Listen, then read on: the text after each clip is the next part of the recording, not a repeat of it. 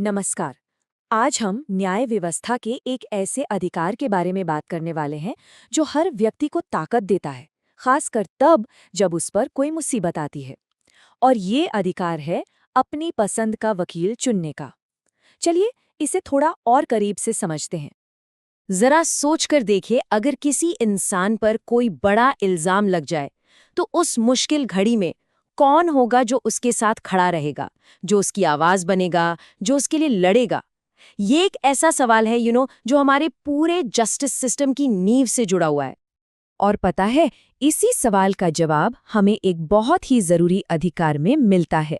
ये वो अधिकार है जो किसी भी आरोपी को ये पूरी आज़ादी देता है कि वो अपने बचाव के लिए अपना रखवाला यानी अपना वकील खुद चुन सके।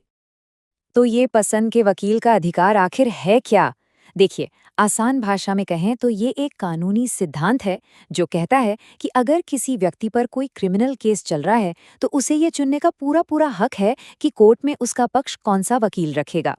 ये सिर्फ एक प्रक्रिया नहीं है, बल्कि अपनी रक्षा के लिए सही इंसान को चुनने की ताकत है। पर यह अधिकार सिर्फ एक अच्छी सोच या एक आइडिया नहीं है। इसे बाकायदा हमारे देश के कानून में जगह दी गई है, मतलब इसे कोडिफाई किया गया है। चलिए सीधे कानून की किताब में ही देख लेते हैं। भारतीय नागरिक सुरक्षा संहिता 2023 की धारा 340 एकदम साफ कहती है, किसी अपराध के अभियुक्त किसी भी व्यक्ति को अपनी पसंद के एक वकील द्वारा बचाव का अधिकार होगा। इन शब्दों पर ध्यान दीजिए, अपनी पसंद के। ये शब्द किसी पर भी वकील थोपने की हर गुंजाइश को खत्म कर देते हैं। और मजे की बात यह है कि ये कोई एकदम नया विचार नहीं है। अगर हम पुराने कानून मतलब सीआरपीसी को देखें तो उसमें भी यही सिद्धांत था, बस वहां प्लीडर शब्द का इस्तेमाल होता था। नए कानून यानी बीएनएसएस में इसे वकील कर दिया गया है, लेकिन जो मूल भावना है वो बिल्कुल वही है, अपनी पसंद का कानूनी रक्षक चुनने का अधिकार। ये दिखाता है कि यह हमारे जस्टिस सिस्टम के लिए हमेशा से कितना जरूरी रहा है। लेकिन कहानी यहीं खत्म नहीं होती। इस अधिकार की जड़ें बहुत गहरी हैं, इतनी गहरी कि वो सीधे हमारे देश की सबसे बड़ी किताब भारत के संविधान तक जाती हैं। जी हाँ, इस अधिकार का असली सोर्स है भारत के संविधान का आर्टिकल 22(1)। और ये बात इसे सिर्फ एक नियम नहीं बल्कि एक मौलिक गारंटी बना देती है जिसे किसी भी हाल में छीना नहीं जा सकता। ठीक है, तो हमारे पास कानून हो गया, संविधान की गारंटी भी हो गई, लेकिन जब इस अधिकार पर कोई सवाल उठता है तो इसे बचाता कौन है? बस यहीं पर हमारी अदालतें यानी हमारी जुडिशरी सामने आती है। उन्होंने बार बार इस अधिकार के महत्व को समझाया है। चलिए एक असली केस से इसे समझते हैं। बात है साल 1995 की और मामला था तहसीलदार सिंह बनाम मध्य प्रदेश राज्य।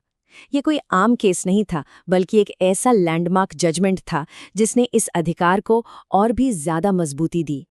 इस केस में कोर्ट ने एकदम दो टूक कह दिया। उन्होंने साफ किया कि संविधान का आर्टिकल 22(1) और देश का कानून दोनों मिलकर एक अभियुक्त को अपनी पसंद का वकील चुनने का अटूट अधिकार देते हैं। इस फैसले ने कानून और संविधान के बीच एक सीधी और मजबूत कड़ी बना दी। तो इन सब का आखिर मतलब क्या निकलता है? इसका मतलब यह है कि किसी को भी निष्पक्ष न्याय मिले, इसके लिए हमारा पूरा सिस्टम 3 मजबूत स्तंभों पर खड़ा है, और ये स्तंभ मिलकर हर एक व्यक्ति के अधिकारों की रक्षा करते हैं। तो ये 3 स्तंभ कौन से हैं?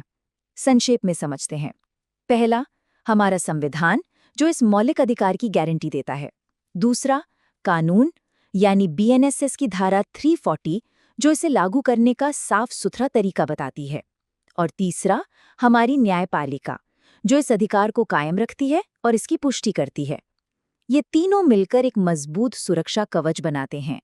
और अंत में बस एक सवाल, अगर इंसाफ को एक आवाज की जरूरत है तो वो आवाज किसकी होनी चाहिए?